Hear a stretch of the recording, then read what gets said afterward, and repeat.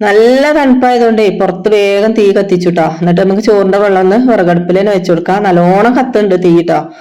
അപ്പൊ നമുക്ക് നല്ല രസമാണ് അങ്ങനെ കത്തുമ്പോൾ തീന്റെ അടുത്ത് ഇങ്ങനെ നിന്നൊടുക്കുക, തണുപ്പൊക്കെ മാറുകയും ചെയ്യും. കുറച്ച് അടുത്തായിട്ട് നമ്മളെ പൂച്ചക്കുട്ടികളൊക്കെ കിടക്കുന്നുണ്ട്. ഓർക്ക് ഞാൻ തീ കത്തിച്ചാൽ കണ്ടിട്ട് നല്ല രസം.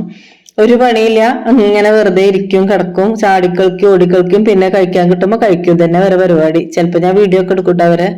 ഇപ്പൊ നമ്മൾ രാവിലെ പുട്ടാണ്ടാക്കിയത്, പുട്ടൊക്കെ ചുട്ടെടുക്കുന്നുണ്ട്. പുട്ട് കയ്യിലും നമുക്ക് എളുപ്പം പണി കഴിയും. ഈ ഒരു പുട്ടൊക്കെ അടുപ്പത്ത് വെച്ചിട്ട് വേറെ വല്ല പണിക്കൊക്കെ ഇങ്ങനെ നിക്കാം. അങ്ങനെ ഇന്നലത്തെ വീഡിയോ ആണ് ഇപ്പൊ കാണിക്കാൻ പോകുന്നത് കേട്ടോ. നമ്മള് മീനില് മസാല തേച്ചതാണ്. അപ്പൊ രണ്ടും കൂടി ഒന്നാക്കാന്ന് കരുതി കേട്ടോ. അപ്പൊ മീനിന്റെ മസാല ഞാൻ കാണിച്ചു തരാം കേട്ടോ. ഞാൻ ഉണ്ടാക്കുന്നത് ഞാൻ കുറച്ചധികം ഇങ്ങനെ ഉണ്ടാക്കി വെക്കലാണ്.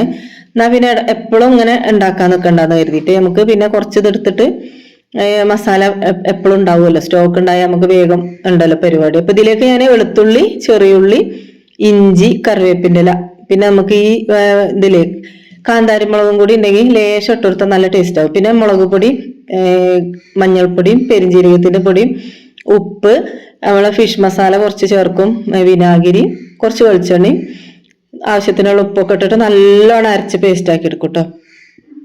ഇത് കുറച്ച് അധികം ഉണ്ടാക്കി വെക്കുമ്പോൾ നമുക്ക് നല്ലതാട്ടോ. പിന്നെ കുറച്ച് മുളകും പൊടിയും മഞ്ഞൾപ്പൊടിയൊക്കെ മിക്സ് ചെയ്താൽ നമുക്ക് അടിപൊളി മസാല ഇവിടെ ഉണ്ടാവും. അപ്പൊ നമ്മളെ മീനിലൊക്കെ നന്നായിട്ട് തേച്ച് പിടിച്ച് കുറച്ച് മസാലയോട് കൂടിയിട്ടാ.